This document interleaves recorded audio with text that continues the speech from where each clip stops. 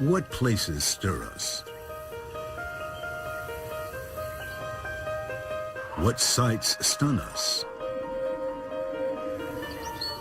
What moments move us? It's why we watch and who we tell, and what we might hope to come true. A miracle at its core is a violation of the rules of experience and the laws of nature. If faith is belief in things unseen, sport is the marvel of what we can see. So we watch. Not for the fact of what happens, but for the magic of what might. We watch for the urgency of now and the prayer of what's next. Turning on the burners, spins it, there he goes! Are you kidding? He's gone the distance! We watch for the wishing more than the knowing and the belief beyond the proof. And he will score! Just listen to the noise.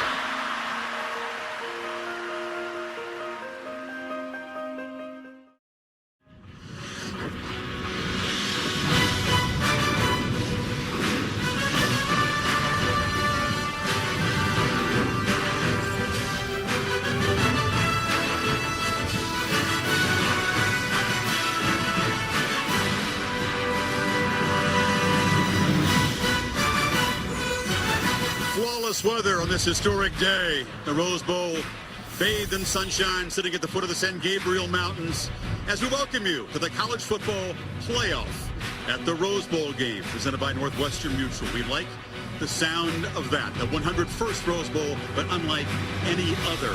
Semifinal number one, of course, the Oregon Ducks, the second-seeded team. Florida State is the second-ranked team, just behind Alabama in the AP poll, which will face Ohio State at the All-State Sugar Bowl directly following this game, about 8:30 Eastern Time. The winners to collide at AT&T Stadium on January 12th. Welcome back, Chris Fowler and Kirk Herbstreit. Well, these four playoff teams were four of the preseason top five, Kirk. The Seminoles and the Ducks both expected to be here, but both have had very compelling journeys. The Seminoles haven't been dominant. They've been amazing, in Jimbo Fisher's words, falling behind with mistakes again and again, showing incredible survival instincts. It's been amazing to watch this team just week after week be challenged. And I think a lot of the cynics and a lot of the outsiders thought, okay, maybe this is the week they go down. But with number 5 back there, and with a defense in the second half that's made a lot of plays, they have built a will that they believe that they're going to win. Here they come into this game, big underdogs. They are not saying it necessarily publicly, but they're feeding off of that. I will be surprised, even though it's been a trend for them to start slow. I'll be very, very surprised on this setting if they start slow. I think Jameis and this defense will play much better than they have all year. Noles underdogs for the first time since 2011. It's because Oregon has been on a roll. Since their one loss to Arizona, they began to regroup, and it began on this field against UCLA, Kirk. 26-point-per-game margin in that 8-game winning streak, despite injury after injury. Well, a lot of injuries, a lot of unknowns as we came into this season, but the one thing we knew about was Marcus Mariota, and he's lived up to the billing and the pressure. This will be his 40th start in this offense. He started with Chip Kelly, the last couple years, of course, with Mark Helfrich, and I think the offense, much like what you see from Florida State, feeding off of Jameis Winston, they feed off of his leadership in a different way and his playmaking ability. It'll have to be very, very at a very high level today for them to move the ball consistently against a very talented Noles defense. Talked about the two experienced quarterbacks, but there are two true freshman running backs, one on either side, who become the workhorses for their team. You think they're huge today? I really do. As much as we're going to talk about the quarterbacks, I do think it starts with the true freshman running backs. Cam Irving, the starting left tackle, moves to the middle. You see the too high safety look? That's where the freshman's going to be, and I have to be able to run the football into that kind of look. The reason that's important, that gets the safeties down. Now they crowd the line of scrimmage, and now Rashad Green gets some one-on-one opportunities where he can make plays. Now, this is the thing we don't know about yet. We'll have to stay, again, close to this injury to Nick O'Leary. if he gets down in the red zone, Jameis Winston will always look his way and high point the football to the big tight end to be able to let him go up and use his size to be able to make plays. But with all the talk about Winston, if you really have watched Florida State, it starts with the line of scrimmage and Dalvin Cook and Carlos Williams running the ball to set up Jameis Winston. Williams and Mario Pender, another back, also healthy. So was Thomas Tyner for Oregon to help out Royce Freeman, who's just had a spectacular freshman year. One of the most impressive true freshman running backs I've ever seen in covering this sport for a long time, and he has really come on in the second half. I look at Mariota in this option game as the counterpunch to the inside run game. Chip Kelly, Mark Helford, Scott Frost will tell you that the inside run game sets up this offense. Once they get the inside run game going, that's where you'll see the perimeter part of this offense. They stretch you horizontally with the jet sweeps, the quick throws, and this is the biggest part of the game to me today. Can Florida State avoid this? You get caught up in the run game, you get caught up in that outside run game, and then boom, there's somebody busts an assignment, and it's a big touchdown pass. Mariota has to make Florida State pay for being out of position by throwing touchdown passes. Dalvin Cook from Miami began the year as a non-factor, became Fisher's trump card, and now is the workhorse. Royce Freeman, who comes from extreme Southern California, about 20 miles north of the Mexican border, the first Duck true freshman 1,000-yard rusher. We haven't talked defense yet, Kirk. Which defense is going to step up and look better than they have all year against tough opposition? Because they both had their moments, but they've also been vulnerable. Yeah, they have. And I think the two defenses come in with a different mentality. I think Oregon's going to come in defensively, and they're going to almost build an umbrella. Because of Ifo Ekpreolamo being out, they're not going to play a lot of man-to-man. They're not going to live on an island with their corners against Jameis Winston. They're going to keep everything in front of them. Challenge Florida State to see if they can move the ball without making mistakes, and then try to lock down the Noles offense in the red zone. Try to make the Noles kick field goals. That'll be Oregon's approach. And I think if you're looking at Florida State, it's dealing with the tempo. It's dealing with the personnel groupings, the formations, the motions, all the eye candy that happens before the snap. That's what really can stress you. And also, let's keep a close eye on the defensive lineman from Florida State. We've seen this offense wear down talented defensive linemen in the past. The Noles have got to be weary of that and try to substitute the big fellas as often as they can throughout the game. Spending time with both teams. You've got two supremely confident bunches. No program in America has a better record this decade than Oregon. Still, though, many don't respect them. And on the Seminoles side, they feel like the whole world, besides their community, wants to see them lose, and they seem to be embracing that wholeheartedly. Yeah, and I think we've felt that this week. You know, they've tried to downplay that. I think that it's real. I think they feel it. I think their fans feel it. That's why I'd be very surprised if they started slow the way they have so many times this year. Well, so many times Florida State's been able to pull out close games. The Ducks have not played in that many close games. We throw it down to the field. The Oregon Marching Band, under the direction of Dr. Eric Wilshire, Director of Athletic Bands.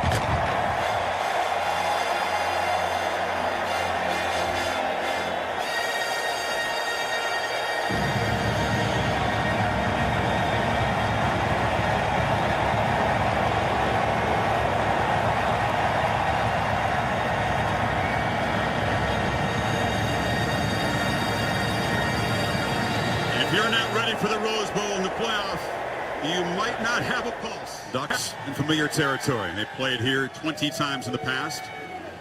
A familiar scene because they came here and beat the UCLA Bruins following their only losses here and began to rebuild their season on this very field.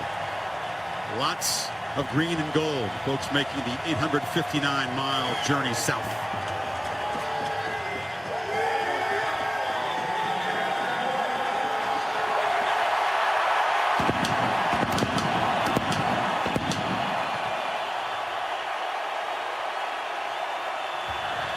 They always make a fashion statement. This is the debut of the all-apple green unis and the matte green helmets.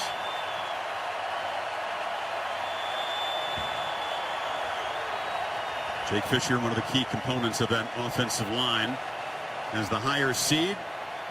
Oregon is the home team. As we mentioned, the travel south to familiar territory.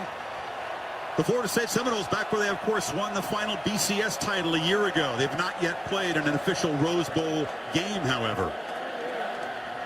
7 games decided by a touchdown or less. Instinct for survival.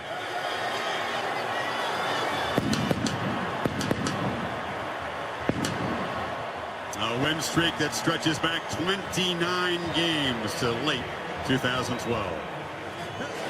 Seminoles won't mind the fact that this is an Oregon crowd. They felt like folks are against them all year. The honorary captains for today's game, the great Dan Fouts of Oregon, Jamie Dukes representing Florida State, and it's Matt Austin of the SEC to toss the coin. Gentlemen, congratulations on being selected to play in the first ever college football playoff semifinal game. Joining us today for the coin toss and presenting the coin is the president of the Tournament of Roses, Mr. Rich Chinner. Thank you for being here. Gentlemen, today's coin is a commemorative coin. Each side is represented by one of the teams. We have Oregon and Florida State. There'll be no need to call the toss. I'll flip it. Whatever head is showing, that'll have won the toss.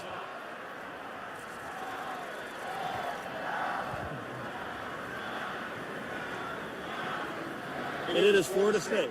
Florida has won the toss. You have the first selection. You want to defer your choice? Defer the second half. They'll defer their choice to the second half. You want the football? Which way you want to kick it?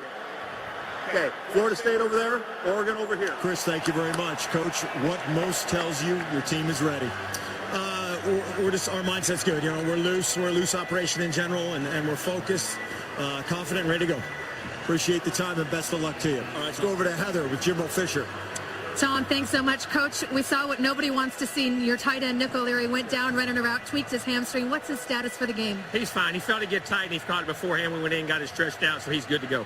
Today you return to the field a year after winning the national championship right here. How do you use that experience to your advantage? Hopefully the atmosphere and environment, learn how to play big games, and not worry about the outcome, just go play the game. And these guys have been in a lot of big games, so hopefully we'll carry it on to today. Coach, enjoy it. Devin Allen and Byron Marshall deep to receive Aguayo's kick.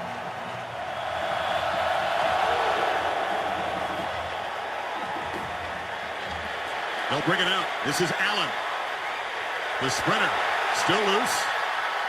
Can't spin free, dropped at the 20. And that's where the Heisman Trophy winner, the proud Hawaiian, will begin. There's always pressure, and when you win a Heisman Trophy, there's even more pressure when you come into a game like this, not only because of how you feel. There's Devin Allen walking off a little gingerly, one of their top receivers. We'll have to keep a close eye on that. It'll be a significant loss. That's the 110-meter NCAA hurdles champion, the fastest guy in this offense. Yeah, but Mariota understands, if there's one guy that can handle that pressure after winning the Heisman in early December, it's him. Let's see how the Noles deal with the tempo. It's Charles Nelson coming in motion. Freeman is the tailback. They fake it and throw it on the edge, but penetrating, flying up to stop Marshall. The Noles ready for that first play. The blocks, but P.J. Williams there does an outstanding job. Mariota play action, flips it short. This is Freeman, can't work free. They'll show pressure on 3rd and 8. Mariota has time, looks it over the middle, but overthrows his receiver, looking for Evan Bayless. Green back deep to receive the punt. Ian Wheeler, Bucks going 3 and out. making the fair catch at the 41-yard line. So a strong start for the Florida State defense, and now Jameis Winston, excellent field position to work with. Yeah, and remember, we always want to see how the Noles start. Their defense of 3 and out against Mariota, and now here comes Jameis Winston. Last year's Heisman Trophy winner has had a tendency to be a little sluggish early in games. He knows that he has to start fast. Ifo Ekpreolumu not in the lineup. See how quickly they try to attack the perimeter of the Oregon defense. O'Leary is in the lineup. The tight end lining up on the left of the formation. That's good news for the Seminoles so far. Dalvin Cook lined up behind Winston. Jameis flips it in the flat to the freshman. Ducks close down quickly. You got to start with that running game. We talked about Dalvin Cook, how important he will be, and the way Oregon will try to defend Florida State. They want to get him going to create some one-on-one opportunities without Ekpreolumu in the lineup, and that's where Rashad Green, one of the top receivers in the country this year, will try to get the one-on-one matchups. Carlos Williams flanking Cook.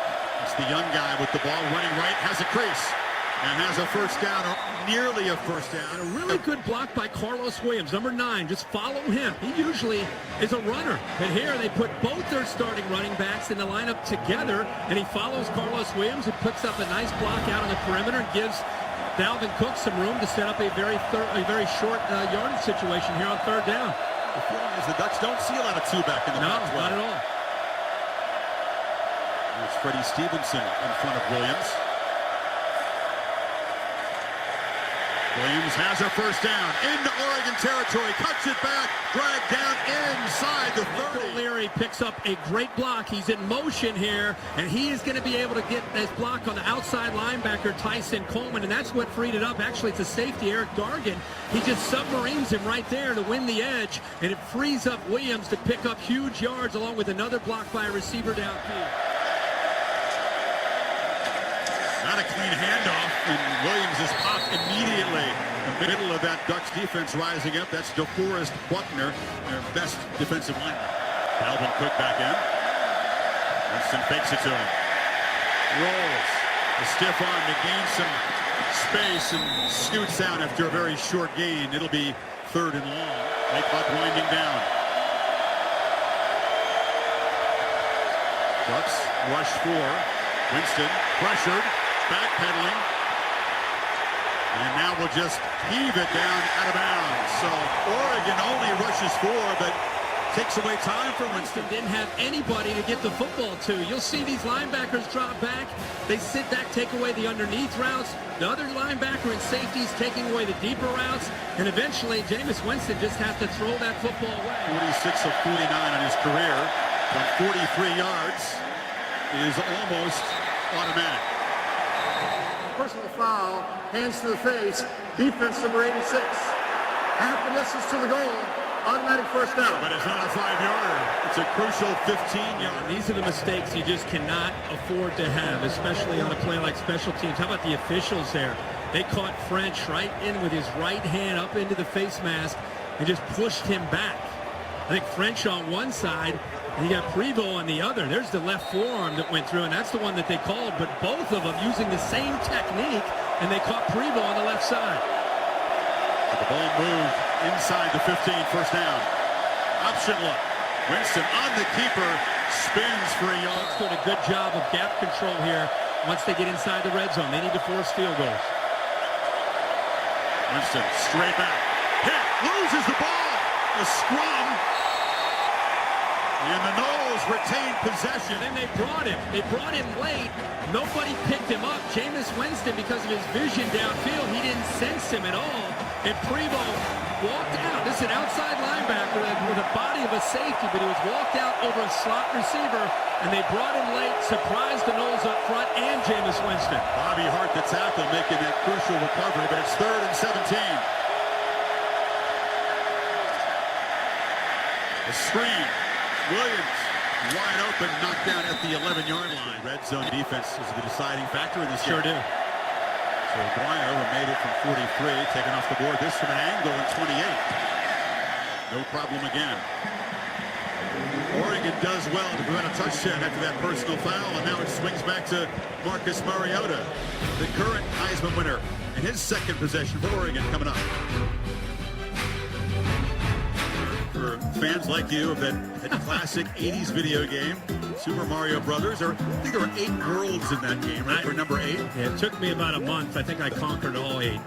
I love that game. But you're not bragging. No, I spent a lot of time on that in 8th grade. Super Mariota is going to collect a lot of coins whenever he makes the move to the next level. Wild hopes to have his field goals land in play so they can cover it, but that's shorter than he expected. And Byron Marshall trying to spin free. He stops at the 27. Tom? Well, return man and receiver Devin Allen, hurt on the opening kickoff of this game, came off clutching his right knee, Chris. He went straight to the training table, attended to by trainers and medical personnel. His return looked to be doubtful. He's just gotten off the table right now, had it wrapped, had ice on it, with players consoling him. We'll have to see if he returns. It'd have to be qualified as doubtful at this point. Freshman from Phoenix, Kirk, where you prepare, you have a great freshman season. First play of this game. In the video there, it looked like the cut itself, such impact on that cut. Right away, he reached down to his knee. Mariota back on first down, fires across the middle. It's caught by Bayless. Different formation, trips up to the top. Actually, 4 receivers up to the top. And they throw it into traffic, and this is Charles Nelson, one of the few Floridians on this Oregon team. The freshman is short One game. thing to simulate this tempo. It's another thing to be able to go out there and deal with it. The tight end just sneaks out, gets behind the corner, and there's the accuracy that we love to see from Marcus Mariota. 38 touchdowns, only 2 interceptions coming into this game in his last 372 attempts. Bayless only his 5th catch of the season there. This is Freeman. Bottled up to be 3rd and medium. I think for Oregon to have a chance to successfully and consistently move the ball against this talented defense, they've got to make tempo and the formations and all the pre-snap movement affect this Noles defense. High snap. Mariota rolls and flips a short pass high, but it's collected for a first down by Charles Nelson. 170-pounder from Daytona Beach. And there's some traffic there where you got a guy coming in motion. There's a lot of man-to-man. You can see he gets caught up. Florida State fans are familiar with picks and screens from the Notre Dame game. That time that you saw a receiver, Nelson, get through. Mariota on the keeper. They are keenly aware of his speed, and Ronald Darby, the fast corner, forces him out. Yeah, they are all, every single player on this defense is determined to not get outflanked by Mariota. And that's why I think running Royce Freeman into the middle, making them respect Royce Freeman, can open that up. Mariota forces one over the middle, caught, first down, inside the 20. Dwayne Stanford, wearing number 85 to honor Farrell Brown, and they move the sticks and want to play fast again. Great patience, went to the backside, found his 3rd option. Mariota keeps it. Gives it off to Nelson there, and Nelson rolling down near the pylon, marked out at the 1. Yeah, they can foil it. It's in a hurry.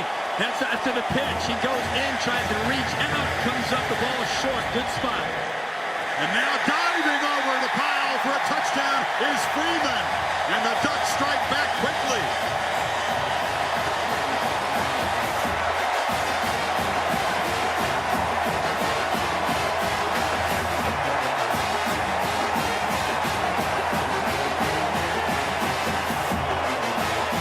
See the whole repertoire.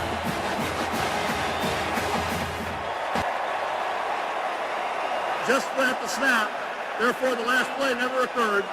The previous play is under further review. Reached to the end zone.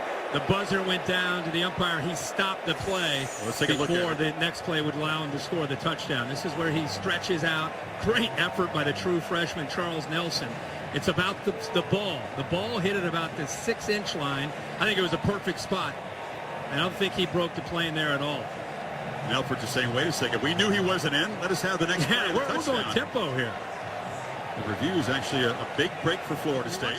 Walker comes down, he takes it. Now instead of running, he just kind of flips it, almost a forward lateral because he's behind the line of scrimmage to get him the football. After review, the ruling of the original play is confirmed.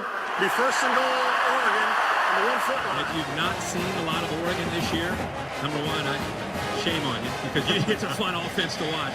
But that's an indication of what Florida State's up against today. It's not just Mariota. It's the tempo. It's the confusion. It's how he can get a defense on its heels to lose their aggressive nature. That was 8 plays and 73 yards to get them down there in a minute 49 with down to the half-yard line. So first and goal. It's Freeman to the right of Mariota. He's got it. And he's stopped short of the goal line. Freeman again. Muscles in. This one does count. And the Ducks take the lead.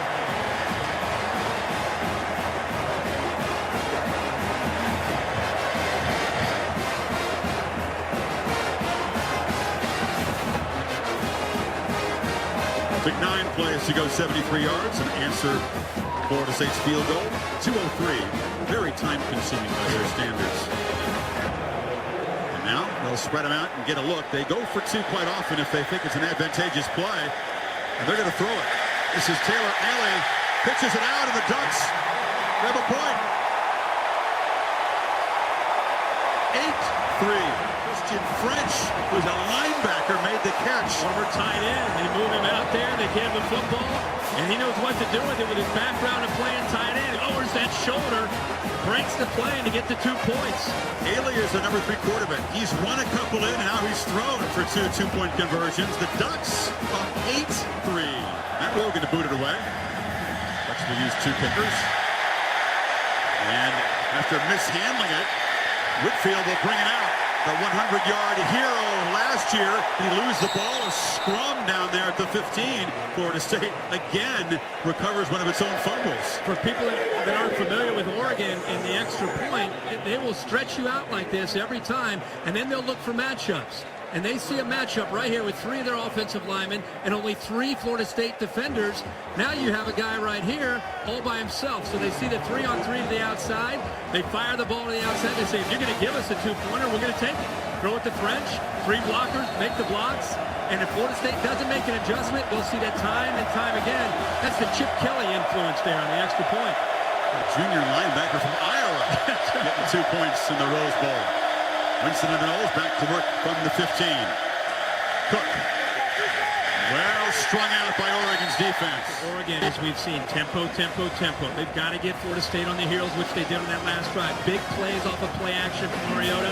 Florida State starting fast, a big part of something that has hurt them from time to time. They've always had to come back, and they have got to dominate the line of scrimmage to open things up for Dalvin Cook and Carlos Williams to free up Jameis Winston. Winston rolls, and then comes back to the right, complete to Rashad Green, but hit immediately and dropped for a loss by Troy Hill. Troy Hill is as excited as anybody on the field. He is replacing Ifo and Preolamu. How about the quickness there to make the read and go by Kevin Hatley. Actually, it's Nick O'Leary out there trying to pick up a block. He uses his quickness in space to get around him, reads the play, diagnoses it, and makes the tackle in space. He's a local corner, looking forward to the matchup against the Knowles' all-time leading receiver, and eager to fill in for Ifo Preolamu. He's not at the stadium today, watching it on TV. Clock at 1. Winston gets the snap off. Fires over the middle into traffic, incomplete. Was looking for a receiver there, and Hill broke it up. Again, 7 back into coverage. They're playing zone to keep their eyes on Jameis Winston. Keep those Florida State receivers in front of him. That's a heck of a throw deep in his own territory by Winston. He puts that ball where his receiver, actually Lane, should have made a play on the football, secured that for a first down. Jameis Winston does his job on that 3rd and 1.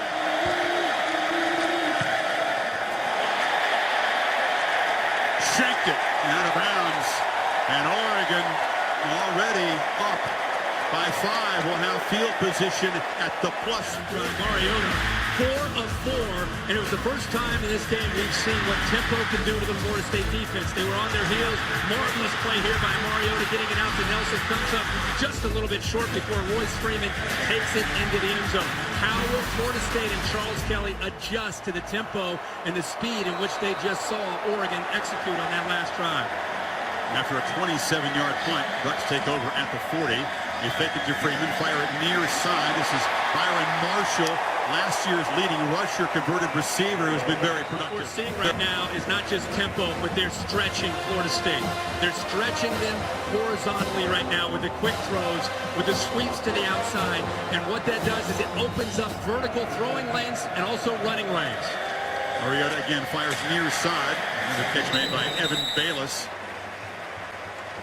Second for the tight end. Short gain. Mariota has such command of this offense. I mean, we see that the Eagles run a version of this in the NFL, but when you're starting your 40th game, there's not a whole lot Florida State can show Mariota that he hasn't seen and had to adjust to before. Another play action fake. Mariota fired over the middle. Had a man. Incomplete. Stanford, even at 6'5", couldn't get up to that one. Great job by Mariota, designed to come back to Stanford, but he rolls left. He gets the defense thinking he's about to throw to the flat, which he's been doing, and then comes back to the middle. Mariota scrambling around on third down. Cannot get the edge and is knocked down short. For the 25th time this season, Ducks are going to go for it on fourth down. They need 5.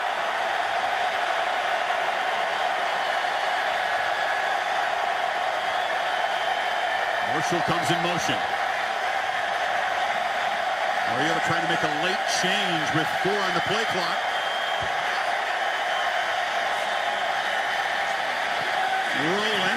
Rolling. Sidesteps a man, flips it back across, and Marshall is knocked down hard. Coming in there was Darby, and the Noles hold and take over.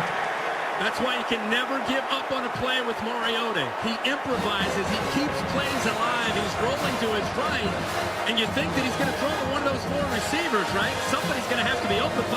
Byron Marshall is one of those receivers. He sensed that his quarterback was in trouble. He immediately went to the other side. See him taking off and going up here, trying to find a little bit of an opening, but give Ronald Darby all the credit there for recognizing the receiver, going to the other side and stuck with him and knocked the ball away. Mark Elford selecting Kirk to pass on a 40-yard field goal attempt. The kickers are pretty reliable from short range, but they really trust Mariota more than the kicking game. That's why they went for it. And it also fits the personality of being aggressive with your play calling and your approach. This program, these players feed off of that kind of attitude to Mark Elford. So Winston back on first down. A high throw in. This is just the third collision between quarterbacks who have already won Heisman trophies. Matt Leinart, the most recent winner, a rout of Oklahoma for USC in the 04 National Championship game. And then Tim Tebow and his Florida Gator teammates rallied to his cause, the defense shutting down Sam Bradford in that championship game. It's amazing what Heisman Trophy winners can do to the opponent's defense. This is Cook taking off and muscling out to the 40, a first down for the freshman. What great job on the right side here. Watch these blocks. Good job by the right tackle. Bobby Hart seals that inside. You get some good blocking downfield, but Dalvin Cook is a vital part of this offense and what they want to do. And that big offensive line, they're being challenged by Buckner, Armstead, and Balducci. This is Cook again. This was a running game, Kirk, that after September was ranked outside the top 100 in rushing. Running with a ton of confidence. Cook has a first down in midfield for Florida State. Now the senior Williams spelling the freshman Cook. Winston hoops it downfield, has a man open and it's caught. Knocked out of bounds, Travis Rudolph at the Oregon 30. Right out here, you're going to read this defender. If he sits up, you're going to go over the top. If he drops back, then you're just going to make the easier throw underneath. This time, put an outside linebacker out in space, Christian French. It's tough for him to deal with those receivers out on the perimeter. 20-yard gain. Now the Noles playing with some tempo. Jesus Wilson on the edge. Another first down inside the Oregon 20. Very important for both teams to get great blocking from these wide receivers to be able to try to spring even bigger plays in a run game. It's Williams on first down. Williams, a sturdy 225-pounder who actually looks bigger than that to me, Kirk. Leary's in the game, flexed to the left. They hand it back to Williams, who cuts inside the 10 and should have a first and goal. Nick O'Leary down in here. If they go play action early, I'd like to try to get him matched up with a safety. Cook, right up the gut, dives forward. to the 2.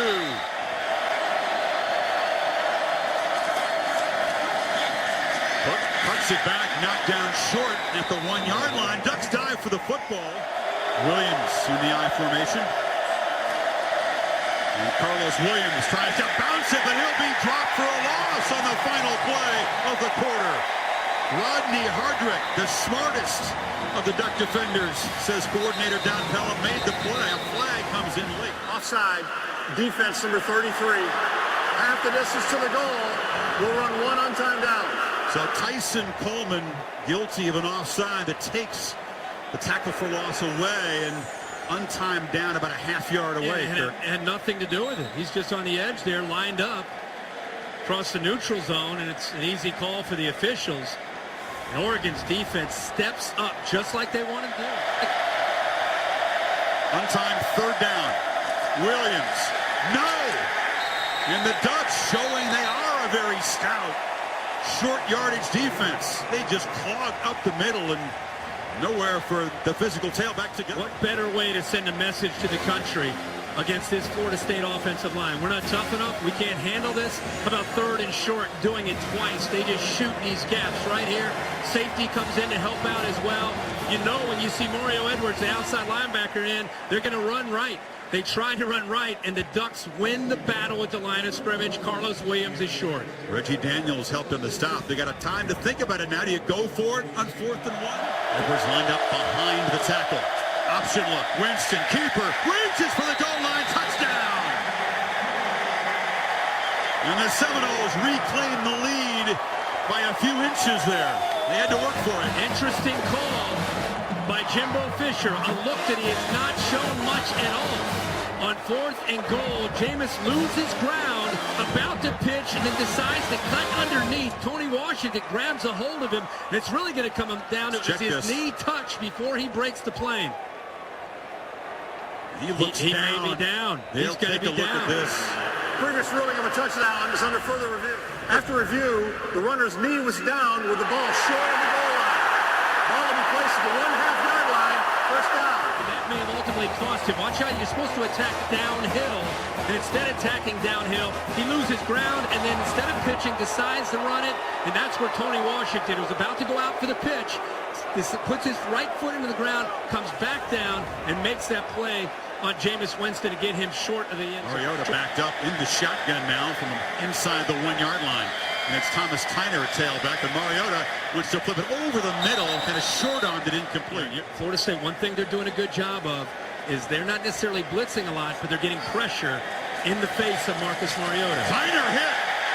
No, ball comes out. He was popped and diving forward to make the astute recovery was Mariota. No, Mariota reads this play, zone read, and Casher collapses down, and he pulls it out. He comes down on Tyner, and he just pulled that out. So it's 3rd and 3. Hands this one off, and muscling forward for a first down is Thomas Tyner, the sophomore from Aloha, Oregon. When those defensive ends collapse down, he's got to pull it out. Handoff inside. Tyner loose, up to the 25, another first down. Tyner, the middle again. How important is the interior running game between the tackles for the Ducks today? It's huge. It sets up the entire offense. This offense is driven by the interior run game, and they run so much zone read, and it's read option, that when you run the inside run game, it makes the defense start to sink inside, and that opens up the perimeter for things like this. Play action, flip short. Bayless makes the catch and drags a tackler to the 35. It's right near the first down mark. And also, more importantly, the play action for big plays downfield. And the 3rd catch for Bayless does move the sticks. Mariota, keeper, gets the edge, flashes the speed out near midfield, driven out at the 48. See, the reason you're starting to see the outside open up is we've seen Tyner and also Freeman pick up some yards to the middle. And when you get those yards, the defense just instinctively, you start to squeeze. You start to want to help to the inside. And just when you start to do that, Mariota goes by on the outside. Mariota, as Nelson came in motion, they flip it to him far side, makes a man miss, and gets driven out near the marker hard by Ronald Darby. 9 more yards. Yeah, 9 more yards. And the freshman Nelson, who, by the way, is from Daytona Beach, Florida, ended up all the way out in Eugene, Oregon. But when he gets the ball in space, I don't care who he's going up against, he can make you miss. Empty backfield to Mariota. Keeper up the middle. Drives for a first down. Nelson blew out his knee as a junior. Really wasn't heavily recruited by the Seminoles of the Gators. Oregon stayed with him despite the injury, and he's been a very productive true freshman. It's Florida State defense right now. Their heads are spinning a little bit. They've prepped for 3 weeks, but to see Mariota and this tempo and the personnel groupings and the different formations, it puts a lot on this defense. Mariota, play action, now tucks it away. Trying to prolong the play, fires sideline, and it's incomplete. Out of bounds. Keenan Lowe couldn't come down. How dangerous he is when he extends plays. When he extends plays, I thought he might run this up the middle. Instead, he goes all the way off to the right. Tries to find an open man who adjusted with him, but his feet are in the air. But at the time, Lowe brought that football in. There's the fatigue of the tempo. Heiner muscles forward for about 7. That was Desmond Holland, one of the starters in defensive line, huffing and puffing. And the Florida State coaches tried to downplay this, the significance of this. Hey, we're in great shape. We're ready to go. But and you got to rotate bodies in. But take a look at these guys. I mean, this is a big factor facing Oregon. And now they move to 6 again. Another conversion as Tyner moves the chains inside the Seminoles 30. Trying to drive from the half-yard line all the way to the end zone. This tempo is the equalizer for Oregon up front in the trenches. Play action, completion far side. This is Keenan Lowe, Harrington scampering forward. I mean, Florida State coming up short, and Oregon maybe taking it their own half-yard line and going 99.5 yards. Tyner motions out. Mariota rolling again. Fires back into the middle. Dangerous throw. Should have been just his 3rd pick of the year, but Jalen Ramsey dropped it. It's 3rd and 1. Ramsey was intent on being the best number 8 on the field today as Freeman gets a first down, and he has been a huge playmaker for the Seminoles all over the field. Had a chance to end the drive right here. And he slips, and all of a sudden Marshall starts to... He looked over at Jalen Ramsey, and the ball's in the air. He didn't even realize it. And Ramsey, oh, man, the playmaker, the leader, with a chance to end this drive and get the ball back to Jameis Winston. It slips through his fingers. And instead, that Seminole defense is sucking air here. 1st and 10. And handed off to Freeman again. Reggie Northrup stopped him. I don't know how anybody can watch Oregon and say that they're not physical. I just don't. I mean, other than you just watch them, I don't know, you get mesmerized by their uniforms. I don't know, the speed of the team. I mean, they're averaging almost 6 yards a carry right now. Well, they are fast. I know they are, but that doesn't mean you can't be physical. I mean, and they're getting a lot of their yards on the ground between the tackles, into the teeth of that Florida State defense. Whistle before the 2nd down play, and the Seminoles will take a timeout on defense. Already driven 88 yards. 2nd and 6. And slipping after the handoff there. Sure, Charles Kelly to kind of regroup their team before this drive finished. And 3rd down. Mariota still got it. Fires far side, looking for Bayless. Timing disrupted. They're pressured by Mario Edwards. Personal foul, 78 of the offense. That penalty's declined. 4th down. They flagged Cameron Hunt, the guard, for a personal foul. It was right in the middle of the last play. You had 3 Oregon players on 1 player from Florida State, Desmond Holland. And I think he threw a punch, and that's why I think they called the flag. They're very accurate from close range. Tournament of Roses Parade watched around the world this morning. That float celebrating the upcoming Special Olympics World Games. It'll be here in Los Angeles. Matt, excited to kick it away now. Midfield, knocked down after darting forward. But just a sluggish, quiet start for him through the air. Only 5 of 8 for 39 yards. Not a whole lot of big plays because, to be honest, his receivers aren't getting much room to work against this Oregon secondary. They fake it to Cook on 1st down, and Winston has plenty of time. Thought about launching one downfield. Now tried to get it to O'Leary. Broken up by Reggie Daniels. With this Oregon defense right now, they're taking away the deep ball, so there's nowhere to go downfield, and they're taking away the underneath throws with their linebackers. Every throw that he makes, you've got these receivers, and in this case, the tight end Nick O'Leary. They're just not used to going up against a defense that is in such tune with their routes on every single throw. Second down handoff. Cook cuts it back. And a 93 reception guy, Rashad Green, has one catch today, Kirk, for -3 yards. See all the close calls the Noles have had? Yeah, Florida State is accustomed to being in this situation. They don't panic. I mean, you have that many games where you're trailing. This team has just kind of looked at one another when they've been down, and it's almost literally like a light switch, and they've made an adjustment, and they play with a different intensity, a different focus, I think, that's helped them. But they're confident regardless of what the score is. This is an important third down, though. Noles just 1 of 5. O'Leary makes the catch, shows the good hands, and it is a first down. Job. Remember, we talked earlier about Nick O'Leary tweaked his hamstring. We didn't know if he'd be able to hold up. So far in this first half, he's been able to go. Also want to talk about Troy Hill, who was on that play defending Nick O'Leary. A lot of questions. How would he hold up against Rashad Green? Stepping in for Ifo Ekpeolumu. So far, he's done a heck of a job. Winston, play action on first down. Fires over the middle. Complete. And that's Travis Rudolph, the freshman, with a catch into Oregon territory at the 40. You see right through this area, the linebackers clear out. A little bit of play action here. Nice job with protection. But right there, they finally give Winston a little bit of room to work with. And when you do that, he's accurate enough to make you pay for it. Cook in a deep position. Takes the handoff. Gets the edge. Dalvin Cook makes a man miss on the edge. Tiptoes out of bounds. Dargan is out of the lineup, and Tyree Robinson steps into the lineup. Watch the angle. He just checks into the game for Dargan, one of the veterans. Watch this. He tries to come out. He has a little bit of a block, but he's slow in responding. Dargan can make that play. Tyree Robinson, the freshman from San Diego, slow in getting over there and allows Florida State to have a big game. 20 yards and already 69 for the freshman Cook, who's got it again. To a crease and driven back by Tyree Robinson. What a good game. Dargan back in the game. Dargan needs to be back in the game. He's a guy that has paid his dues for Oregon, known as more of a special teams player early in his career. There's some very talented guys ahead of him, so it had to put it all together in his senior year, and really they turned to him for the leadership and making sure everybody's lined up and in position.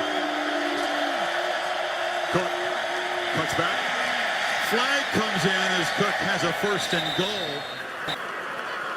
Holding, offense number 51. 10-yard penalty for the spot of the foul. Good second down. Good spot. Down in this red zone, we talked about how you got to come away with touchdowns. Right on the right side there. He has his hands full today going up against Eric Armstead at 6'8", 290. Winston. Straight back, flushed, chased, fires incomplete. That was Tony Washington off the edge. Number 9 up at the top. Watch what he does here. He sees these linemen. Now he's just trying to find the back. And he just locks on to the back. And allows the pressure from Washington to get home to Jameis Winston. He's a linebacker who can cover in the pass game, can rush the passer. Senior from here in California. The quickness of the Dutch defenders giving problems to those. No doubt. Big offensive line. 3rd and 9. Winston fires a strike over the middle. First and goal. Perfect timing. He gets behind Hagan right here. Watch this linebacker. You're going to see a receiver come in right behind him. This ball has to be thrown quickly. The timing is very, very important. And throwing it on a line before the safety can come up and make a play on it to separate the receiver from the ball. He's got to throw it quick. There's Reggie Daniels coming in. By throwing it the way he did, it allowed Wilson to protect himself before the big hit and take care of the football. This coming snap for Florida State will be the 8th snap inside the Oregon 15-yard line. And you can see they only have 3 points. Stout red zone defense is why this game's a lot lower scoring than most of us thought it would be. Dutch for showing pressure up the middle and a flag before this. Prior to the snap, false start, 70 offense, 5-yard penalty, still first down. Got single coverage as well. Winston looked that way. Green covered, now fires. into the end zone, batted away, incomplete.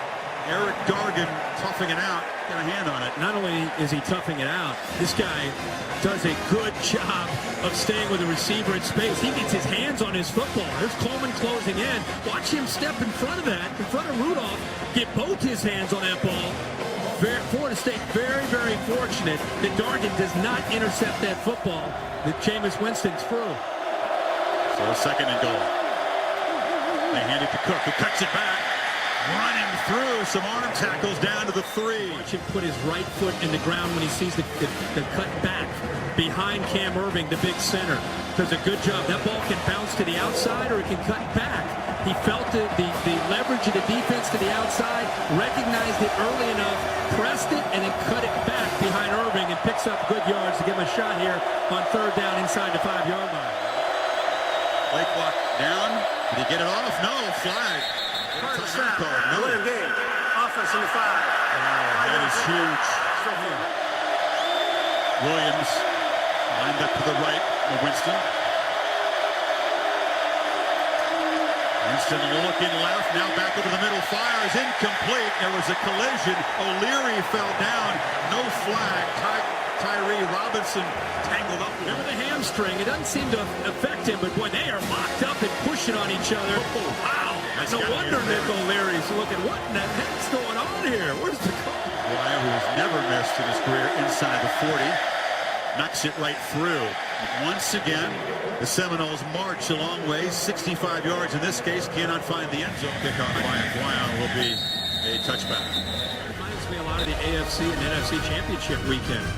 You celebrate, you're excited, you won your conference, and now you move on to the Super Bowl. It kind of has that feel to it. Neither side said that they'll celebrate for very long. So the Ducks back to work. Slipping down there is Marshall after a very short game. It's an inside-outside game. I mean, Oregon has had a lot of success with going fast and getting the ball up the middle and getting the ball to the outside. There he goes again, keeping it. Mariota up the middle, shows the acceleration, then slides down after gaining first down yardage. And watch the defensive end collapse down. Pulls it out, then he gets a nice block on the linebacker, Terrence Smith, and then there's just grass. Plenty of room there with his speed to pick up great yards.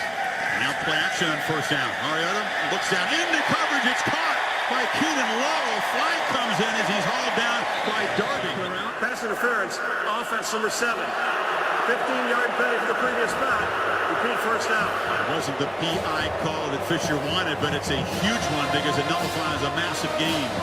At the top of his route on these back shoulder throws, the receiver has to be careful of extending his arms and try to just kind of pass that defensive back on to come back.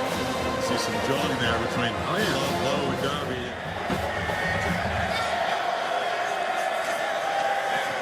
Mariota flips a screen short. This is Freeman, breaks a tackle, and the freshman showing his muscle, gaining yardage back to near the original line of scrimmage. And that's the part of his game that is so instrumental in allowing him to have a great true freshman year, is he's powerful. At 230 pounds, he can run through those arm tackles. Catch made by Stanford. He's forced out. Tyler Hunter on the tackle. Yeah, his nickname is Rolls Royce, but he really runs more like an SUV than a luxury sedan, doesn't he? No doubt about that. Recognized it, executed it. 3rd and 3. Mariota now pressure, backpedaling, stays alive, fires over the middle, complete for a first down. Carrington down inside the 35. And you see Mariota's elusiveness paying off. Yes, that's all about spacing. You had one receiver go vertical to take the inside linebacker out. You have one receiver out in the flat. It opens up a huge void right in the middle, and Mariota finds it. Now Freeman taking the handoff. All the Noles defenders notice on tape, Kirk, how dangerous he is because he keeps looking downfield even when he's scrambling. Yeah, you have a receiver go here, you have a receiver here, then you have another receiver that kind of holds up right here, and that's really what he's looking at doing, trying to take advantage of that spacing. Guy clears out, look at the opening in the middle of that. The patience, eyes downfield, and makes the throw. It's Tyner in the game, and he's got the football. Thomas Tyner running through a tackle inside the 20, all down inside the 10. back healthy after missing the last 3 with a shoulder injury and making an impact. Well, this is amazing to see the combination of Freeman and now Tyner healthy. Look at him run. He runs right through Tyler Hunter coming up in run support. Still in the game. They fake it to him. Mariota fires far side. Marshall hammers down near the goal line. Ramsey prevented a touchdown, but the Ducks are close. You got to get off blocks on the perimeter. That time you saw Stanford make a great block. It almost allowed Marshall to get into the end zone, but those corners out there against those receivers, it's a one-on-one battle, not just defending the pass, but being physical to get off those blocks. They flip it on short. Knocked out of bounds just short of the goal line is Marshall again. Hurry up that time. The Noles only had 2 defenders out there. There are 3 receivers to the top, only 2 defenders. Another quick play. And waltzing into the end zone is Tyner to finish off this touchdown drive. And Oregon stretches the lead to double digits. Can anyone get lined up fast enough when they're playing at that tempo? Schneider. This time they don't try any trickery. The straightforward PAT. And he knocks it through. Look up to the left. This is the touchdown. The previous play, they didn't even have anybody up there to stop the play. They were fortunate that the previous play didn't get in the end zone, but you can see Florida State read their body language. They're giving up points, and they're getting frustrated. Oregon boots it away. It's short and returnable by Kermit Whitfield. And getting some traffic out near the 30-yard line. Well, beginning a year ago here in this setting, the Seminoles fell behind Auburn 21-3, rallied, of course, to win late. This time, 4 times this year by 9+ points down, 5 times trailed or tied in the 4th quarter. But Kirk, in some of those comebacks, whether it's NC State, Louisville, Miami, they got points just before halftime to get some momentum. Exactly right. And Jameis Winston knows that. He's got 2 minutes and 12 seconds to try to drive this team down the field and get points on the board. Very familiar position for this team. Winston complete across the middle, coming out of the backfield. Winston well protected. Plenty of time for someone to work free, and it's looped downfield and caught. Patience. Carlos Williams lines up right here. He's maybe the 4th option. I mean, he's a check down who just kept going down the sideline and got down behind Prevo.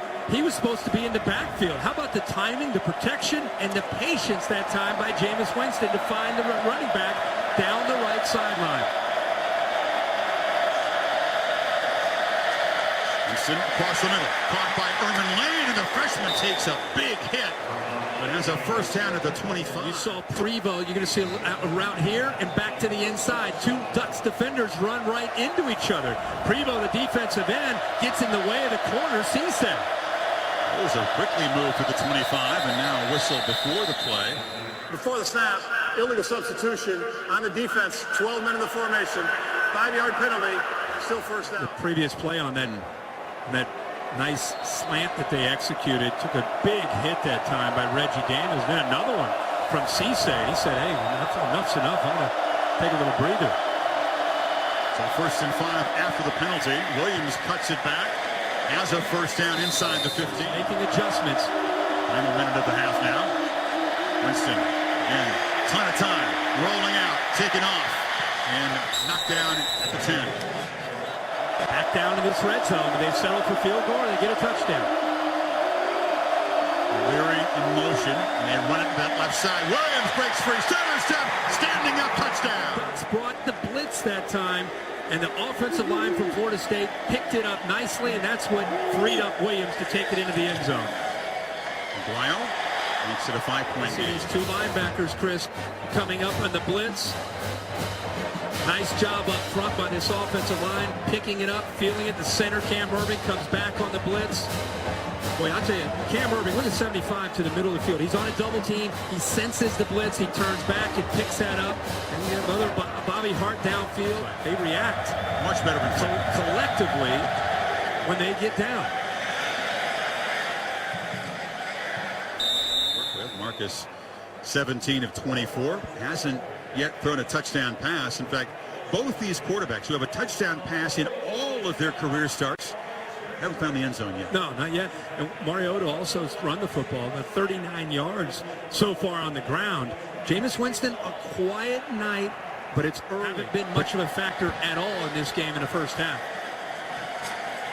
Freeman just takes the handoff and spins back. They've had opportunities, and we knew that that would be a big storyline in this game, is when they got inside the 20, would they be able to execute and come away with touchdowns, and they've not been able to. And the other thing, the big story is going to be Charles Kelly. He has the unenviable job of being the defensive coordinator, trying to stop Marcus Mariota, and he's going to have to get on the grease board and make a lot of changes. Maybe streamline their plan, make it simpler so these guys can get lined up. If you can't get lined up, obviously it's hard to stop Mariota and the tempo that these guys run so well. Charles Kelly and Don Pelham, his counterpart, each in their first year as defensive coordinator. They have experience at the schools, but it's their first year on the hot seat. DC. No doubt. Mariota flips it short. This is Carrington who makes the catch and does scoot out of bounds. Holding, offense 85. 10-yard penalty for the spot of the foul. Second down. Mariota rifles the ball over the middle.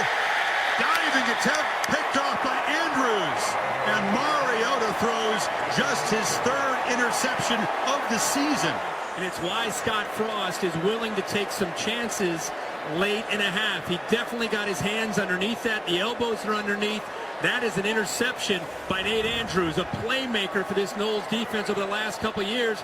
And now you get the football back to Jameis Winston, still with 16 seconds remaining.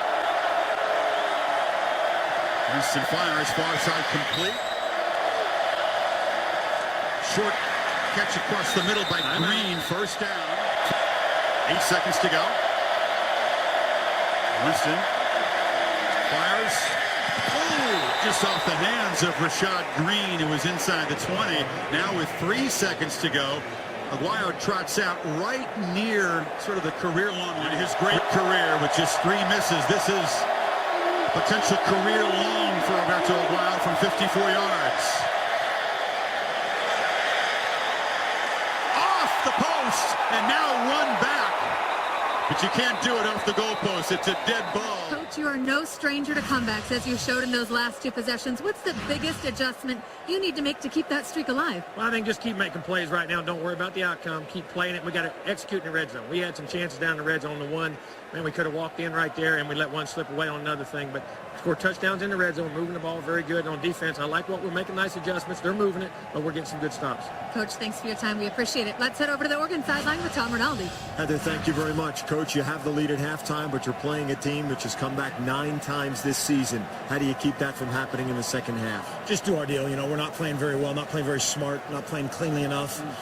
Defensively could have finished some things and got some penalties. Offensively had some penalties, and we'll discuss that. But just got to play a little bit cleaner. One adjustment you most need to make?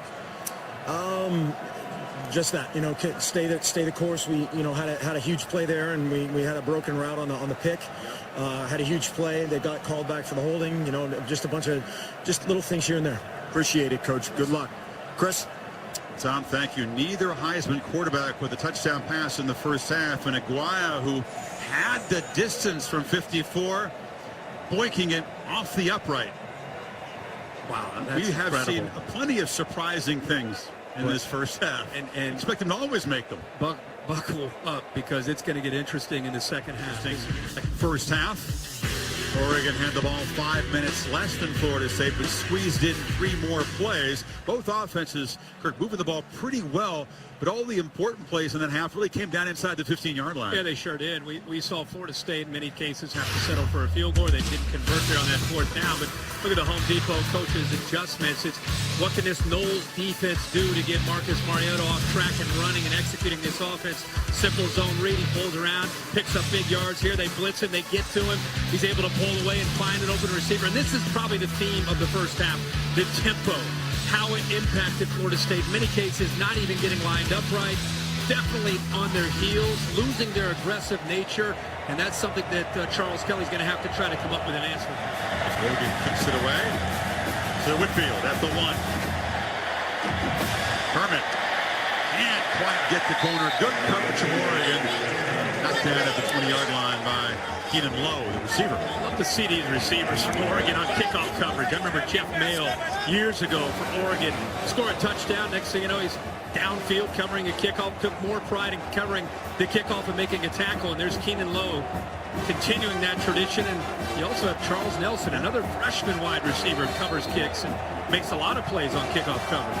Get Nelson, a freshman receiver. He's had 16 tackles this year. That's an insane number. Yeah, he's a little guy. He's 5'8", 170 pounds, but they say he's just a ball hawk. He goes in and throws his body in there.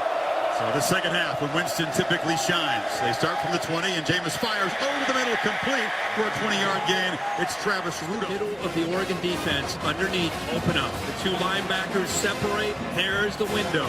Jameis made a throw earlier in the first half, one of the few where he didn't have somebody in his face, and one of the few where he had a man open. They start the second half where the Red Sea just parts, and he makes an easy throw. 20-yard gain. Cook cutting it back. Desmond mentioned he was very productive in the first half, closing in on 100 yards. Do you see? On 2nd and 9. Winston has excellent time, and again fires across the middle, complete for a first down, and that is Rashad Green, who so often becomes a factor in the second half. You see the adjustment from Jimbo Fisher. He's attacking the interior of the Oregon defense. They're sitting back in cover 2, trying to keep everything in front of them. So they're going to start to try to attack the linebackers from Oregon if they're not getting the proper depth and recognizing those crossing routes. Here's another first down throw. Again, over the middle, incomplete. That time overled Travis Rudolph down to Heather Cox. Chris, now just 3 catches for Rashad Green, no catches for Nick O'Leary. Jimbo Fisher's take on it. We are taking what the Oregon defense is giving us. It has nothing to do with Nick O'Leary's tweaked hamstring that he pulled in warm-ups. Yes, he'd like to get the ball more to Rashid, as you just saw, and to Nick. The biggest thing, red zone execution. We have got to score touchdowns instead of field goals inside the 20. Here's a 2nd and 10 handoff to Cook. Root bounces it, now cuts back, follows a block from Rudolph, and muscles, loses the football. Oregon's got it. At the end of the run, the ball came out. And the true freshman coughs it up. What a great effort by Derek Malone not to give up on the play. 22 will come in from behind and rip that football out before Cook's knee touches the ground. This is a great game. Florida State did a nice job on the outside zone play, but 22 Malone, who was behind the play, was no longer involved in the play, but he didn't give up on it, came back to rip the ball away and create the turnover. We often see guys lose the ball in plays like that. Mariota, first down throw in traffic on the edge, and Nelson couldn't come up with it. Just the different level of intensity. Bigger, stronger guys ripping at the ball. Anybody that makes a crucial mistake, let alone a true freshman. Mariota fakes it to Freeman, and now fires. Carrington running free, still on his feet. Hurdled a tackler and dives now near the 35-yard line of Florida State. And the Ducks up to the line quickly. There was a bust there in coverage, a combination of coverages, half the defense playing zone and on the right side playing man. So when Carrington broke free, he had a lot of room to work to the right side. 34-yard gain. They barely got the marker set before Mariota snapped it, and now Nelson driven out after a short gain. Much better job by Florida State there getting off. Now you're going to see him work across, but when he does, once he makes the catch, look at the man-to-man, and that allows him to just be able to pick that up and run for more yards because of the coverage that the corners went downfield, not to mention a pretty nifty move there to get around P.J. Williams. Illegal formation on the offense. More than 4 men in the backfield. 5-yard penalty. Repeat first down. But it slows down their rhythm on a penalty like that. Nelson in motion. They fake it to Freeman. Mariota on the roll. Cuts it back. Now fires late. Complete to Bayless, who's been a weapon today. And the tight end muscling down near the 10. And Pharaoh Brown is smiling. The man who suffered that grisly injury. Bayless doing his best to fill in for Kirk and have a big ball game. 6'6", 250 pounds. Makes a nice catch, but then picks up valuable yards after it with his physicality. Got 30 yards there. And Knowles barely lined up before Freeman hammers ahead. Here's a flag where you do those kinds of things when you're Personal tired. foul, face mask, defense number 5. Half the distance to the goal. automatic first down. It might be a step, so you're reaching and grabbing, and that's where the penalties come in. It's almost desperation mode. You know, they come up with a big 30-yard gain, and before you can really reassess what just happened, the ball snaps. And then, now you're trying to make a play, and there's 5 reaching in with his hands, doing anything you can. Grab a jersey, grab a leg, in that case, grab a face mask to try to prevent him from getting into the end zone. First and goal.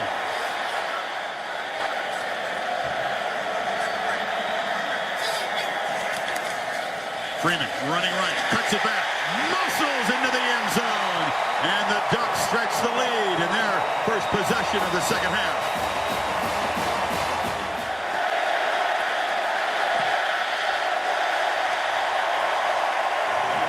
The center here, Chris, this is really impressive. You don't see a lot of centers. Grasu, watch him pull and seal it backside. Nice job right there. Nifty footwork with a guy that has a bum ankle. Does a nice job there, opens up that running lane, and the Ducks go on the board again. This personal foul, keep an eye on number 7, Matthew Thomas from the Seminoles on the extra point. After the kick. Got his hand up in the face of Washington, so the Ducks up a dozen for the second time today. Will kick off from midfield. A true freshman has been a little bit prone to some loss of plays this year. Great player. Part of the frustration trying to defend this Oregon offense. And Oregon just boots it way out of the end zone. Kirk, you know, the tight end hasn't been featured much since Sparrow Brown's awful injury. Bayless has as many catches in this Rose Bowl as he had all season, and for more yards. So he has stepped up, and perhaps the Noles not paying up to now a lot of attention to him. And with Mariota, he does not predetermine. He's reading the coverage, and if Bayless is open, he's going to make the throw. So it's Williams back in the game, and Carlos Williams quickly knifing back to the left for a close to 10-yard gain. Didn't play in the ACC championship game. And second and very short, has to fight for a first down across the 35. Oregon's been able to play so much zone, kind of a bend but don't break type of defense, as they've relied on that defensive line. DeForest Buckner, 44, Alec Fontucci, 56, and Eric Armstead, number 9. These 3 guys have been asked to hold up, eat up blocks, free up those linebackers, and not only are they doing that, sometimes they're getting penetration against the Florida State O-line. Alvin Cook lined up deep. They fake it to him. Winston rolling back and fires underneath to the fullback, Stevenson, who's out near midfield before Daniel stops him. Another first down. Something you don't see very often. He's right here.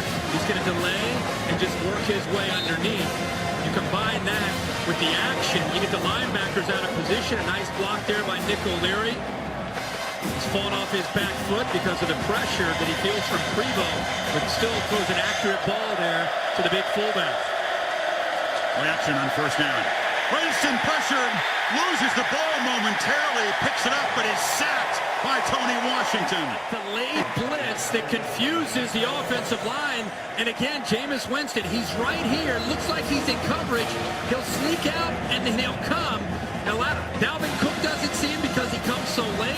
The line didn't adjust that way, so he comes free again. We've seen Prevo come free a lot off the edge of some delayed blitzes that the offensive lineman or the running back have not been able to account for. Play clock down at 1 as Winston just gets it away. Fires near side, incomplete. Troy Hill told us, I got some for him. Yeah, I will jaw at him, I will jam him, and I'll shut him down. That's a brash statement against a great receiver, but so far Green hasn't been an impact player. 3rd and 21. Far sideline catch made, first down. It's Wilson.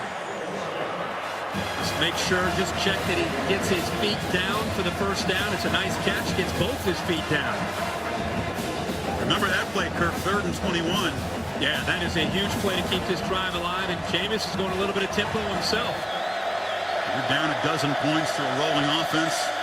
Keep the drive alive with a big conversion, and that Green short gain as they get it to the edge. Go back to the previous play, similar formation. You see Bobo Wilson, who's lined up at the line. He just gets lost in coverage. That's the young man, Chris Cisse. I don't know if he and Eric Dargan were on the same page. Yet one guy's a senior, one guy's a freshman who was in for Ifo Ekpreolamu. My guess is Cisse that time should have sunk back in coverage, especially on 3rd and 21. Don't worry about the underneath throw. Cook on a second down handoff, dragged down. It's tough for a defense. You think we're going to get him off the field here. It's 3rd and 21.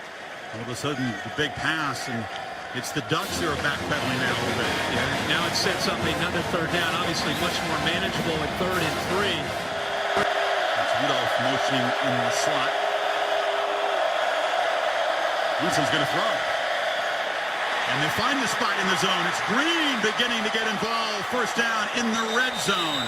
Jameis Winston uses his eyes to keep the linebacker Rodney Hardrick into the middle. He does a good job of keeping him, Hardrick, away from where he needed to be to come over to be able to make a play on Rashad Green. Using his eyes to the middle, coming back, making a great throw on 3rd down to Green. And now, as you said, Chris, Green starting to get a lot more involved.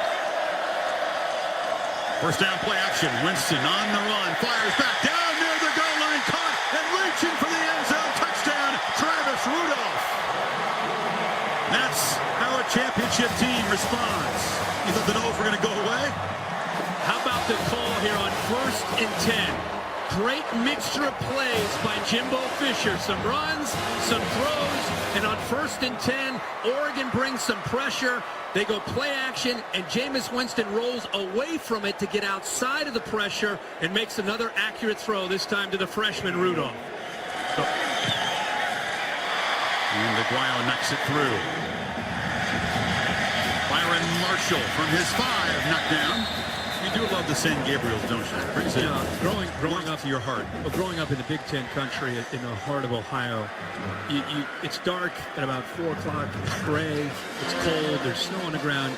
And my whole life, I would turn on the Rose Bowl, and it was just like going from black and white TV to high def. And to be able to look at this in person now for 9 straight years, it never gets old looking at that view. To me, this is the best setting in sports. I would love to see the national championship played in this venue every single year. This is the best office in the world, by the way, isn't it? This is the best. Mojave Desert, by the way, on the other side. You'll coach me up. All right, now it's the Ducks' turn. The lead cut back to 5. Winston flips it on the edge to Carrington. And then all of a sudden, a pretty good job on those wide passes of closing things down. Yeah, we're going to try to give you a feel. There's Scott Frost, top right, who calls the play. Down on the right, they're already signaling the play. The play's already been called. Mariota's already, everybody's on the same page. We're 10 seconds in. They're ready to snap the ball. We're going to give you a feel of how quickly this happens throughout the next few sequence of plays. Hand off to Tyner. And he's got a first down, and now they'll really ramp up the tempo. Now watch out, Scott Frost. Watch it. See how quick he calls this. He may have already called. The guys are already signaling. And the card's upside down, by the way. I hope that wasn't important. But Mariota, look, he's ready to go. 10 seconds. Snap the ball. And Tyner again cuts it back. In case you're wondering, it's a combination of signals and symbols, so that the cards often don't mean a whole lot. No, but the point is the timing of it. Mariota looking over right now to the cards and to the different signals. Some of them are decoy and some of the real call. But Mariota snapping, clapping his hands. He's ready for the snap. Play action. Mariota flips it short. It's Bayless with another catch, and he muscles forward, shoved out by Williams on the far side, but it's his first down. Yeah, Scott Frost has already made the next call. Literally, he said within 2 seconds, he needs to make the call to get it down when they're really going tempo as they are right now. Helfrich will help out occasionally if he's swimming, in Russ words. Yeah. Because your head can swim when you play this fast. Mariota thinking fast, makes a completion on the far side, and running free is Darren Carrington.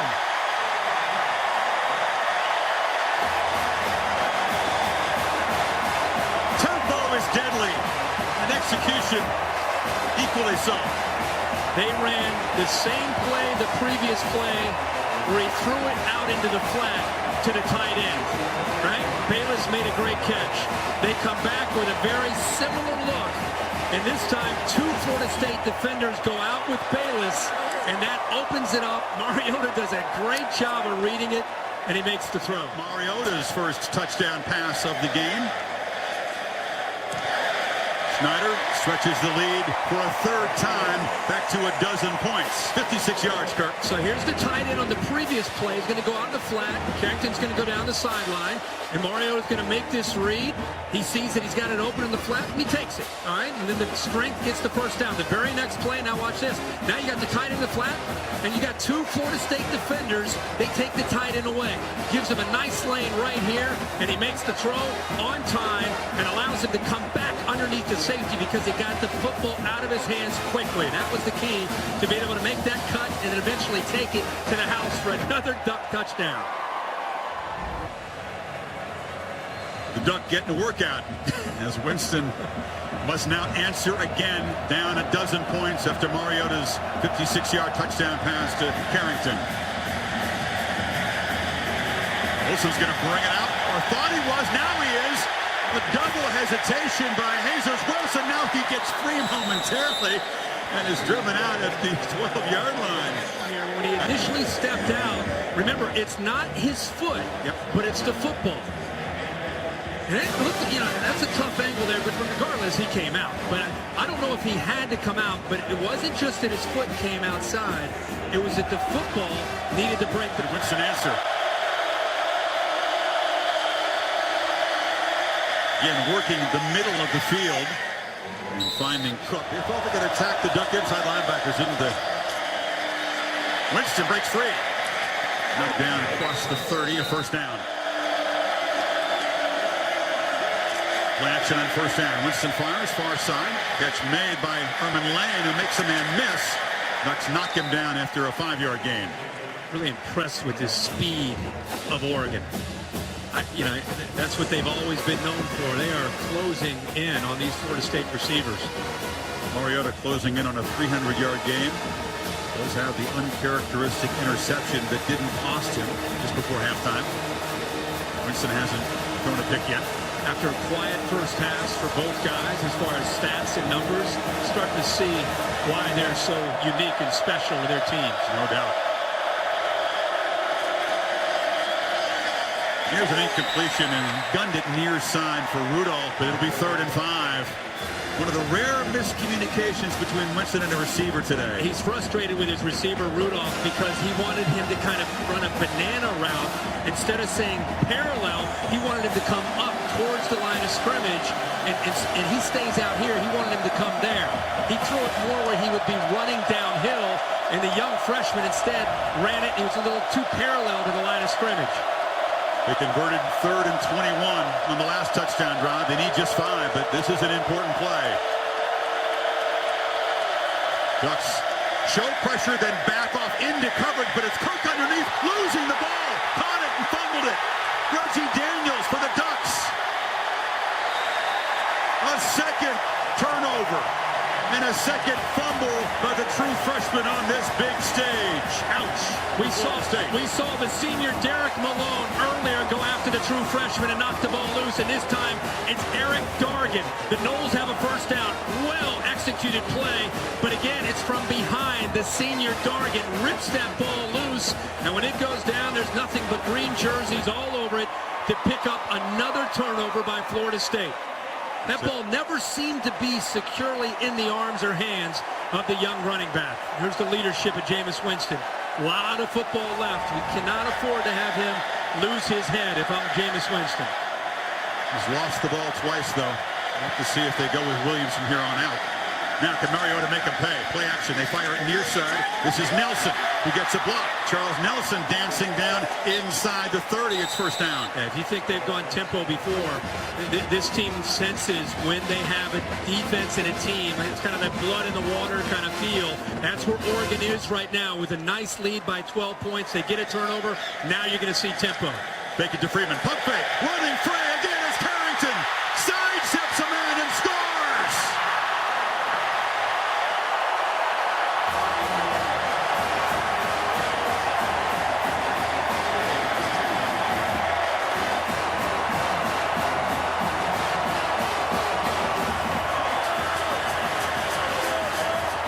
To pay in a hurry for Dalvin Cook's second fumble. Carrington's second touchdown in short order from 56 and now 30 yards, Kurt. They baited him, and then they attacked. Got exactly what they wanted. And this Florida State defense that's been reeling, they got lulled to sleep, and that's where Marcus Mariota makes his big plays. Snyder makes it a 19-point lead. You got a receiver right here at the bottom Now watch the Florida State defense. You see how they attacked the they're thinking about that short, quick throw. They bit up on that pump fake. They do it so many times in this offense. Carrington acting like he's blocking, then goes downfield, makes the throw. Set up once again, Chris, by the turnover by the freshman. Yeah, both of Cook's fumbles have been cashed in for touchdowns. All of a sudden, they're going to stop Marcus Mariota. Wilson trying to provide a spark with the return, but he's knocked down short of the 25-yard line. We've got 19 minutes and 16 seconds to keep the back-to-back title dreams alive. Winston, short completion over the middle. The Ducks will give him that. And what I was going to say is what they've done all game is they've dropped their corners and safeties. They are deep. They're not giving away any throws. It's been the plan from the very first play for the Ducks defense. Don't give up any explosive plays over the top. Build that umbrella. Keep everything in front, which is going to make it hard for Jameis Winston because he's not going to more than likely get an explosive play. Everything has to be underneath. On 2nd and 5, you saw Cook on the sidelines as they go to the senior Williams spelling him. They're eating up blocks and freeing up the middle linebackers and the safeties to make plays against the run. And making a strong statement to people from around the country who've called this team soft and finesse. I don't think it's just this team. I think it's the Oregon program that they use some of those words and terms for. Label doesn't fit, folks. And now they'll have to spend a timeout, which could be costly in a potential comeback here. 3rd and 4 play, obviously important to convert it, but Fisher was a little bit frustrated to have to spend a timeout. And Kirk, you've talked about just the difficulty of defending this Oregon offense with the skill set of Mariota, the deception, and the tempo all working together. It's gotten the better of the Noles here in the second half. And you knew coming in it was going to be a big factor. I call it the equalizer for Oregon. You have a quarterback that's played now 40 games. He has a skill set that's as good as any quarterback that's ever run this scheme, and he knows every defense you can throw at him, so he makes adjustments along with the tempo. And then the other thing is they lull you to sleep. They run the middle, they run outside, they throw the quick throw to the outside of the perimeter, they throw it enough that you just saw in the last touchdown. They fake it, guys are out of position, another guy sneaks downfield, and they throw for touchdown passes. They have done it for 6 years now. Very, very few teams have done a good job of being able to slow them down. In fact, the only teams really have done a good job, they've just either had dominating defensive linemen like LSU or maybe an Auburn, or teams within their conference that get a little bit more familiar with their tempo. An important 3rd and 4 off the timeout. Winston has time, delivers again across the middle. First down catch. Williams running across the 45. Got an entry there, another duck down. But this is another play we saw last time. In the last possession, Cook make a play where he fumbled it. He came out on the right to come out of the backfield on the right side. This time we have Carlos Williams coming out to the left. So look at the eyes of Jameis Winston. Waits to the last possible second and then makes that throw. And as we said, they're taking away the deep throws, so you've got to make the throw underneath and hope that either a receiver or running back can find a crease or a seam and then accelerate upfield. It was Dargan who was down again. He's out. Robinson replaces him. It's a first down run, and breaking free, Williams, the senior, spinning to the 35-yard line. It's a much better job by the offensive line. They win the battle up front. You can see there's nobody in the middle. They are spread out with the formation of Florida State with all the wide receivers all over the field. And Carlos Williams, it looked like initially at the handoff there, looked like he might have lost control of the ball. That wasn't the best execution there between the quarterback and the running back. You fake it to Williams. Winston fires low and incomplete. They're more than willing to give up yards and keep the clock moving. They just want to keep everything in front of them and rally to the ball. Rudolph on the edge, gets a block, gets free, and is knocked out of bounds at the 35-yard game. Impressed by these corners. I really had my doubts, my questions about how would they hold out without their 4-year starter, Ifo Akpreolamu, their leader, injured in bowl preparation. And Troy Hill and Chris Cisse up to this point had held their own. They've done more than hold their own. There's another 3rd down. They need 5. Winston, pressured, delivers. incomplete, was a little bit behind Travis Rudolph. But for a while there, Travis Rudolph clear in the middle, just open, just waiting for the football. And by the time Jameis Winston saw him, it was too late. They couldn't get the fourth down earlier, and they still don't have a fourth down conversion all season long. They need 5 yards here to really maintain contact in this football game. Play clock winding down. Does Jameis see it? No, the sideline did, and a second timeout burned on this drive. He's got to get 5. Ducks rush only 3. Winston has all day. Tries to escape, circles back, still alive. Loses the football, ball comes out. It's scooped up by the Ducks, and Tony Washington streaking to the end zone.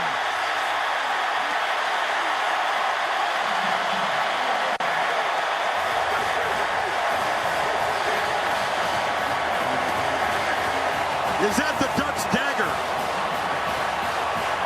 You know, in some ways, with the year that Winston and Florida State, the year that they've enjoyed and coming back so many different times, it almost took something as bizarre as that play to maybe do them in and finish them off this year.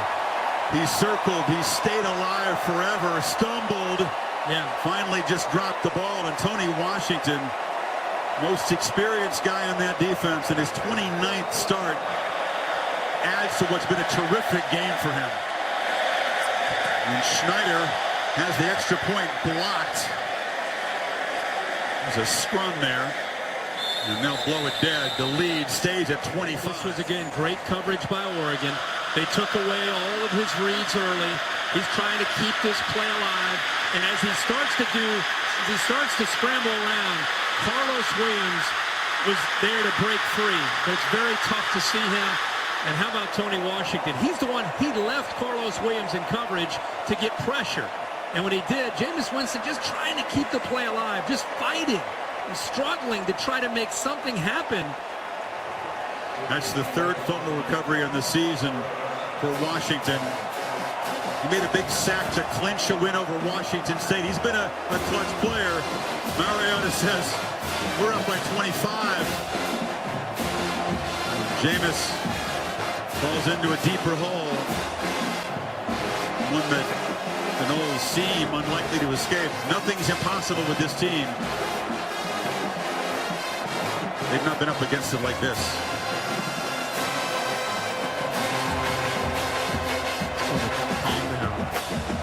Did he say you're going to the bench if you don't come on? Trying to lip read is tricky. I got a lot of lip reading there. I'll just tell you later when we get to a break. I think I recognize a few of those words. I think he says, I'll tell you, you might go to the bench. He might have something like that. Yeah, I think he said calm down. And not against the team this good. Whitfield. Can he produce some magic? Flag comes down as Whitfield still squirts free into Oregon territory, but there was a flag, a couple of them on the field very early in the return. Yeah, a couple, I wouldn't even call them holds, a couple tackles there. Hasn't really been a return weapon this year, Whitfield. Hasn't been a strength for this team. As the conversation continues. There are 2 fouls on the play. Holding, receiving team number 18. That penalty's declined. Holding, receiving team number 20. That foul will be enforced. 10 yards, first down. They work the middle of the field again. And knocked down as Rudolph after a gain across the 35. Again, Oregon, they have been doing it and doing it well. This is not a game where you're concerned about stats. Well, we're going to give up some yards. You're going to give up some plays over the middle of the field. You concede that, prevent the big play. And as I've been saying all night, rally to the ball and keep that clock moving if you're Oregon. Winston. Ball came out wildly, picked off. It was out of the hands of Travis Rudolph. Another turnover. Was his arm hit as he threw? The ball was tipped at the line of scrimmage by DeForest Buckner, 6'7", 290. And we knew with Buckner and Armstead, one 6'7", and the other 6'8", that they had a chance to knock these footballs down. And you'll see it off to the left. 44, number 70. He gets his hand on the ball right there, deflects it. Made it tougher for Rudolph to hold on to the ball, but then it goes out of his hands, And there is Dargan again. He's made a lot of big plays tonight for the Ducks defense. Had a strip that eventually led to a fumble and a touchdown for Oregon. This time off the tip ball from his teammate Buckner through the hands of the receiver Rudolph and into his hands for the interception. And now the Ducks are off and running again. It's Freeman around the edge in the final minute of the third quarter, trying to make it an even bigger deficit for Florida State. That's the thing with Oregon. It's not as if they think, okay, we're up 25. You turn the ball over a bunch here. We're gonna slow up. We're gonna ease up. If anything, they're gonna go faster right now. Freeman spinning away. It's a first down at the 31. Fingers refers to the fourth quarter, but it could refer also to 4 turnovers for Florida State, which have been huge. Cashed in by the Ducks for 21 points. And the potential for more. Dominant 27-point third quarter for Oregon. 4 touchdowns, including 1 by the defense. And first down play, Mariota rolls, flips it to the end zone, over the head of Marshall, who hasn't lost a football game since 2011. Alabama State High School semifinals. Viger High School beat him. Bayless makes the catch. Down to Heather Cox. Guys, I was right behind the bench when Jameis got his entire offense together. Like you saw, he sat in the coach's chair and preached to his team, said, believe in ourselves. We are here for a reason. I love every single one of you. Keep believing. Then he stood up and went and shook every single player on his offense. Well, can his defense get him the football back? Ducks need 5 on third down, and Freeman is stopped short. Reggie Northrup wrapped him up. It'll be 4th and about 2 yards. Excellent percentage all year long, converting on 4th down. He stopped earlier. Mariota keeps it for now. Comes back, and Marcus Mariota, a green bar to the end zone.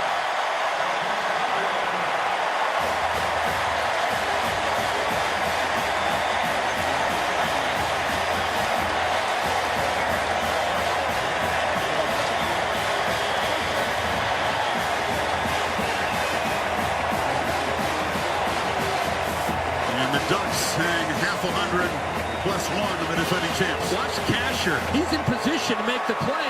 He outruns Casher. Casher should at the very least made him pitch the ball, and then you've got a running back and a corner to be able to make the play. It was good execution. Florida State's men were there. Marcus Mariota's skill and speed ran right by his read, and instead of Casher making the play to make him deliver the football out, he just ran right by him. Offside, defense 99, enter the neutral zone, causing the offense to false start. That penalty's declined. Repeat the try. Watch Casher right there, great position, making pitch the ball, and if you have P.J. Williams on the pitch back, Royce Freeman. But the speed, talking about an elite athlete in Marcus Mariota, and Casher 250 pounds out in space, he can't make that play. There may be some other quarterbacks who can run this fast, other quarterbacks who can throw accurately. No one can do both those things like this guy. 27 unanswered for the Ducks, as Wilson is knocked down across the 20. There's a handoff to Williams. The Ducks, besides being explosive, are also opportunistic. If they've broken, by the way, the Rose Bowl record, no one had ever scored more than 49 points in the Rose Bowl.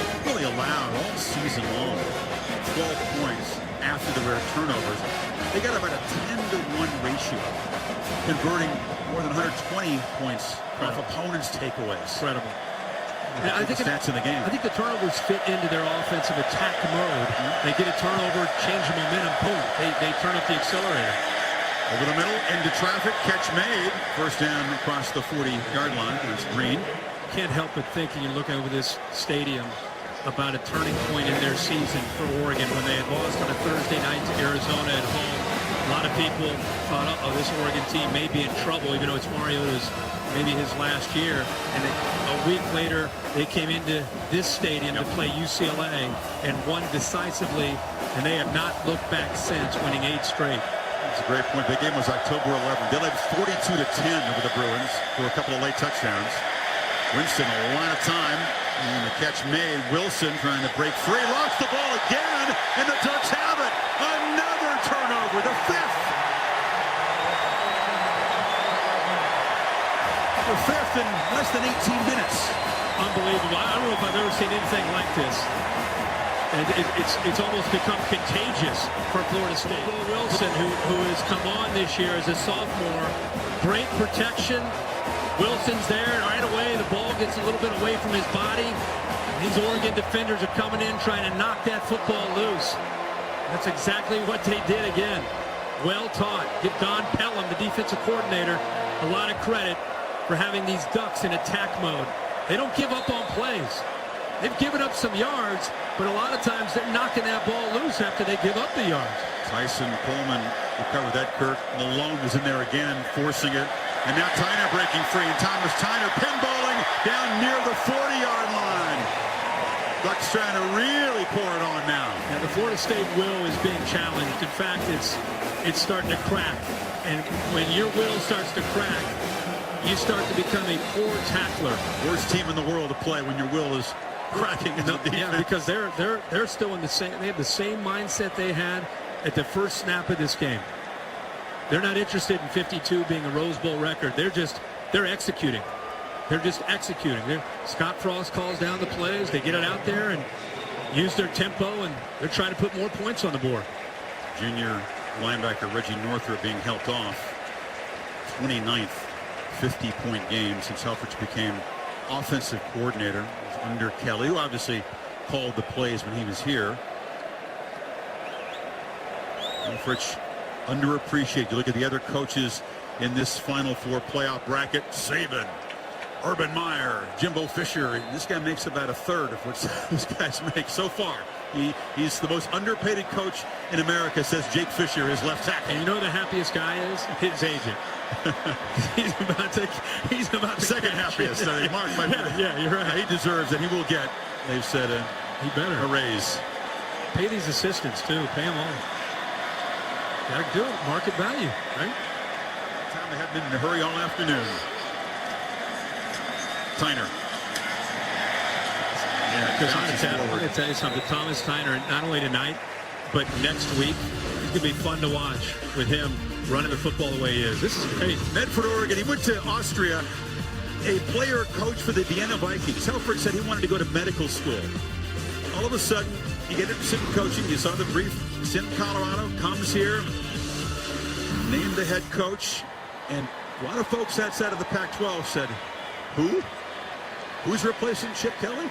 Never heard of him. Yeah. And Rob Mullins, beginning to hear him now. He wanted to keep the continuity, so he stayed within that staff. They have incredible continuity with assistants that have been there for over 20 years, and they didn't want to go outside and bring somebody in to replace Chip.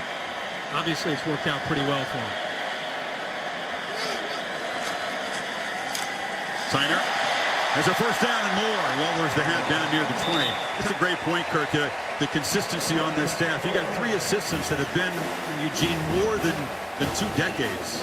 And I think that's what helped with the transition. In fact, there wasn't a huge transition other than Chip Kelly ran the offense. You know, of course, during the week, he took a lot of information from Mark and other assistants on the offensive side, but he was in command of this team on the offensive side when he was calling the plays. And to take him out, I think a lot of people wondered who would have that presence, who would take over. And Mark's doing it in his own way. Yep. And Scott Frost deserves a ton of credit for calling the plays. You imagine replacing Chip Kelly in this offense calling the plays? Done a heck of a job.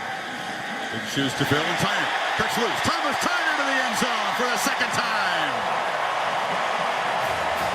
Tell you something. Florida State's quit. I don't know if I've ever say that, but Florida State has quit. They have shut down the operation here in the semifinal. Early in the fourth quarter.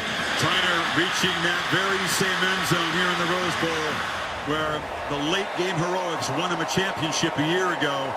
And they've lived dangerously throughout this 29-game streak, especially this season. 7 narrow escapes.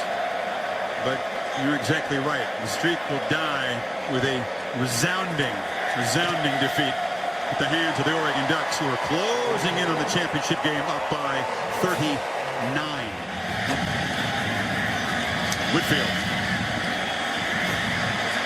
breaks free and now shoved out at the 40. So the Ducks will head down to Arlington, Texas to take on the winner of semifinal number 2.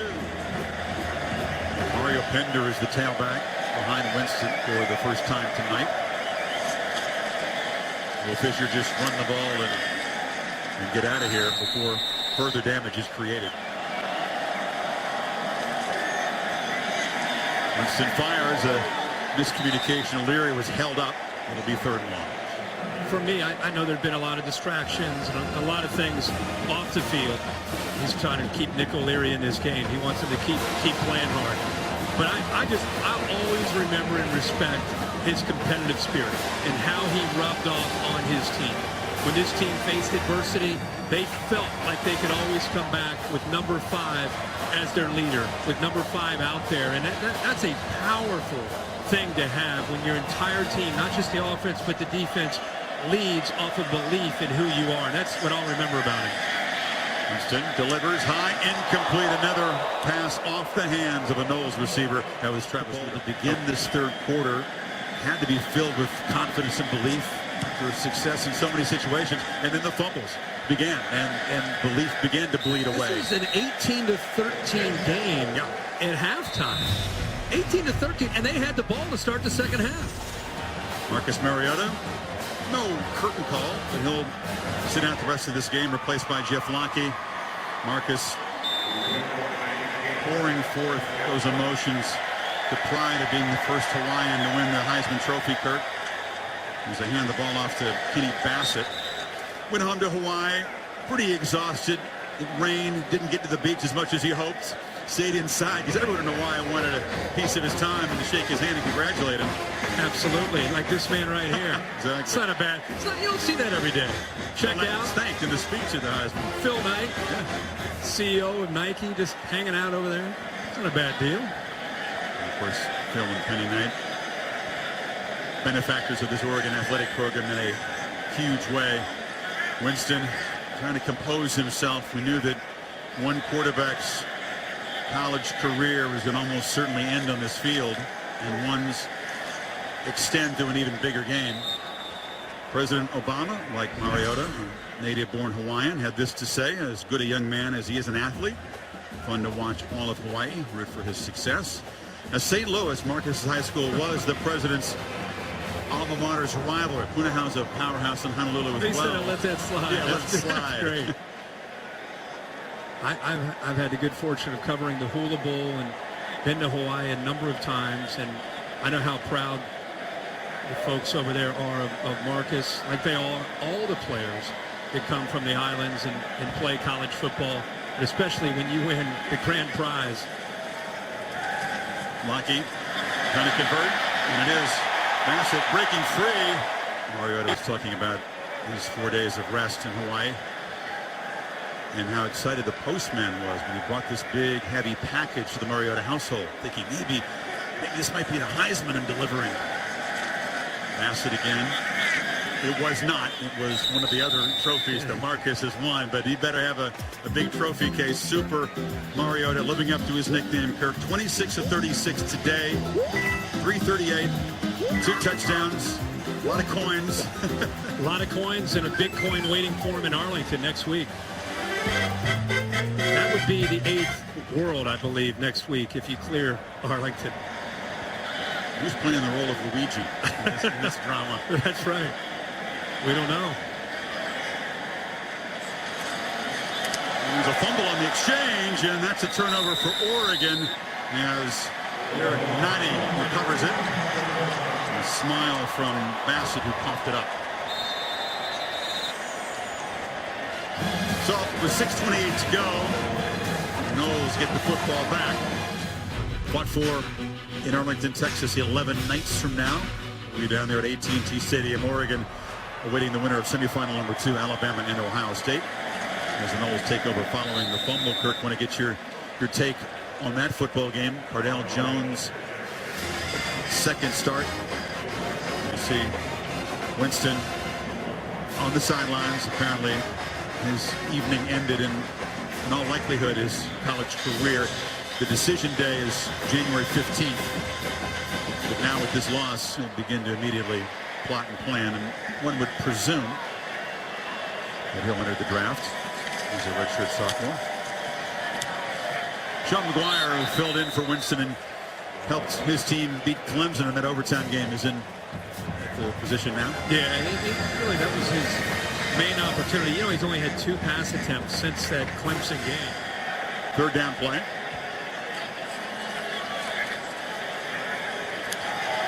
And McGuire skips it, so it'll be 4th down. You have the matchup up front with the Ohio State offensive line and Ezekiel Elliott against that Bama D-line. It's going to be a great matchup. Beatty punts it down, and Johnny Lloyd, the former Oregon basketball point guard, makes the fair catch. To put in perspective, this 29-game winning streak for Florida State, which is certainly one of the best in the modern era, go back the last 50 years.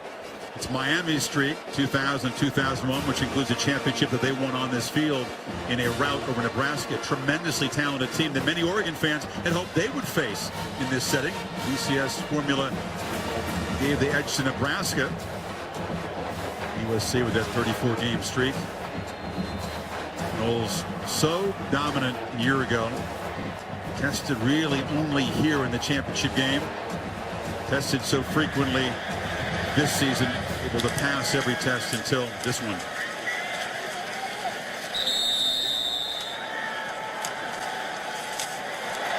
Breaking free.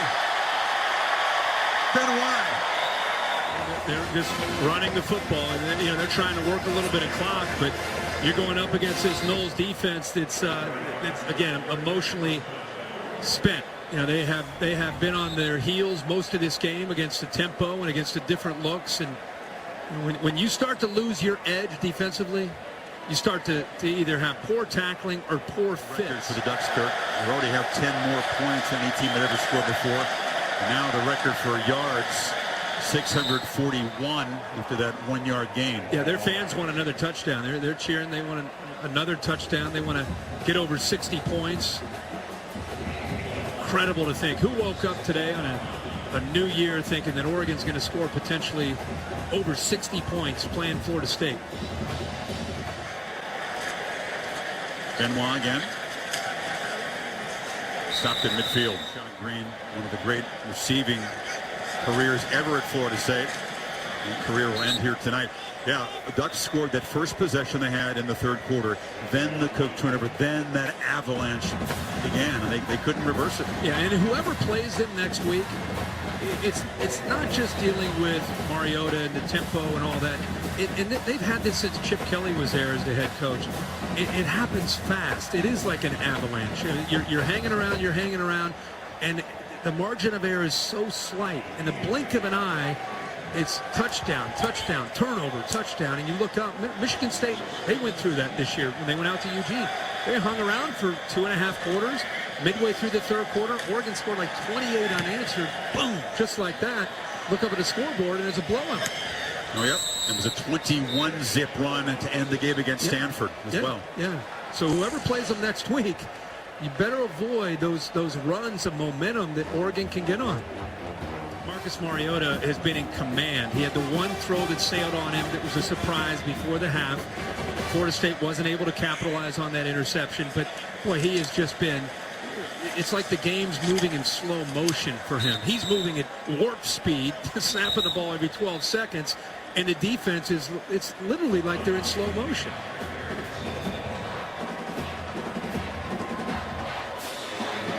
.41 points as a half is a Rose Bowl record. We talked about the 59 and the 641 total yards. If it is a matchup in Arlington against Alabama, it'll be the first ever meeting between the two schools.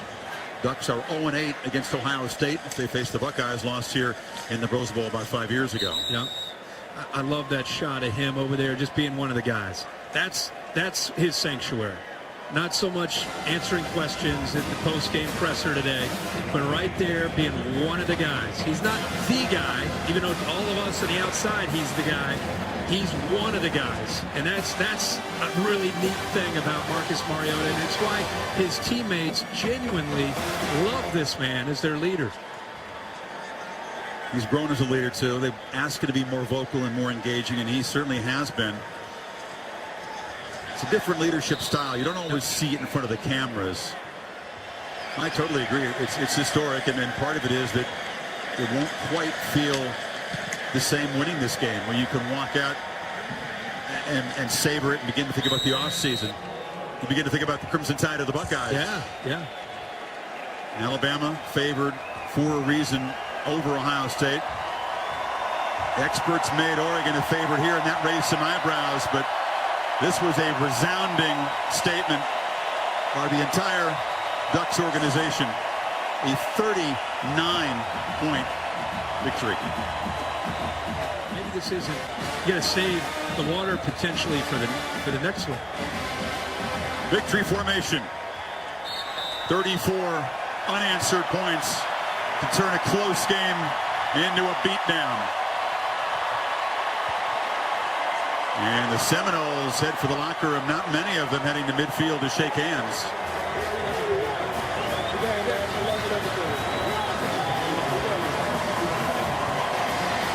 Glad to see Jameis Winston, as a leader of this team, stuck it out. Over half the Florida State team right into the locker room. Didn't come across. Jimbo Fisher shakes hands. Disappointing to you? That's disappointing that 70% of the Florida State team's in the locker room. It's easy to go across when you win a game to shake hands. You lose a game after 29 games, and you can't come over and shake a hand of an Oregon player and tell them congratulations. Rashad Green's doing it. Certainly Winston and Mariota in exchange. They'll see each other on Sundays to follow, no doubt. Tom Rinaldi's on the field with Mark Helfrich. Chris, thank you very much. Before the game, the question was, how do you beat a team that hasn't lost in 29 straight? Now the question is, how did you beat them this decisively? Well, we just tried to out-team them, and I think our defense just played very, very well in the second half, creating a bunch of turnovers. Our special teams, we knew we were in for an absolute dogfight with their return game, and offensively we tried to do enough to make a difference. But extremely proud of our guys and our coaches. Great representation from our fans, and now we got one more. What did you prove? I don't know. That's up to you. You guys are all the geniuses in the media, but we believe a ton in our deal, and we believe a ton in who we are, and we've got a great team, great team of guys. You were facing a team that had come back 9 times this season. What was the key to such a dominant third quarter? Just playing, we talked about halftime of just playing a little bit cleaner in every phase and finishing. And we absolutely knew we were going to get a dogfight. And that is an excellent team, an outstanding team. Ton of credit to those guys. It's unfortunate, it goes from 4-2 and it's all of a sudden their season's a failure. That is a great team, very well coached. It's uncharted territory. Now you have another game. How long do you enjoy this? A few hours. We need to enjoy it because, again, those guys haven't been beaten in a long time, and it's tough. It's tough to do what our guys have done, but we've got a plan. We've got a plan. Congratulations, Coach. We appreciate the time. Thanks, Tom. Appreciate it. Let's go to Heather. Tom, thanks so much. Joined by Marcus Mariota. Congratulations. You came in tonight as a Heisman winner. You leave leading your team to a national championship. How would you describe this moment? It's incredible. I'm so proud of these guys in here, and for us to prepare all week and for it to show. I mean, I'm just proud of these guys, and we got one more to take care of. You guys used tempo as a weapon, but how were you able to do it so well in the third and fourth quarters? It just starts with practice. Every single day we practice like that, and these guys were in shape, and for us, we just wanted to use it as a weapon. You had one loss early. You guys haven't looked back since then. What did you learn in that one that helped you tonight? I think any type of adversity makes a team stronger. It brings everybody together. And, I'm proud of these guys. Once that loss happened, the mindset didn't change. And, now we're headed to the national championship. Marcus, this wasn't just a win. What kind of statement did the Oregon Ducks make tonight? I mean, that's up to you guys. All we want to do is come in and win and get ready for hopefully playing in the national championship. So much talk that this was just the third meeting of Heisman-winning quarterbacks. You had a moment to talk to Jameis briefly after the game. What was that conversation like? I just told him good game to keep his head up. And, he's a great player. He's going to make plays. But, I'm proud of the defense and the way they played, and we came out on top today. Congratulations. We'll see you at the national championship. Nice way to ring in the new year, Marcus. Chris, back to you. No one's ever had to tell Jameis Winston, keep your head up after a loss in college. His, in all likelihood, final college game is his first loss as a starting quarterback. Back at the scene where he heroically led the Noles to a championship a year ago. you certainly could envision nothing like this. And quarterback echoing the words of his coach, a little salt from Mark Helford saying, you geniuses in the media can figure out what statement we made. It took no genius to see how they got this victory done. Can I help him? I'm not a genius, but I observe a lot of college football. And can we put to bed, America, that Oregon is a soft team? Can we? Can we put to bed that they can't play in games like this? They got on a big stage and they dominated a football game, not just with Marcus Mariota. They dominated in every way. Up front, they were physical. Their defense was questioned how they would match up against this speed from Florida State. They answered the bell. So to me, we can close the chapter or the discussion or the conspiracy theories out there that this team can't play in these kind of games. They are enjoying the moment, no doubt, but a bigger game awaits in Arlington, Texas against the winner of semifinal number 2, Alabama and Ohio State. The Ducks came close to a championship once, lost by 3 to Auburn, but this is the first ever win over a top 2 team. For our team in Pasadena so long, now to New Orleans, the Crimson Tide and the Buckeyes semifinal number 2.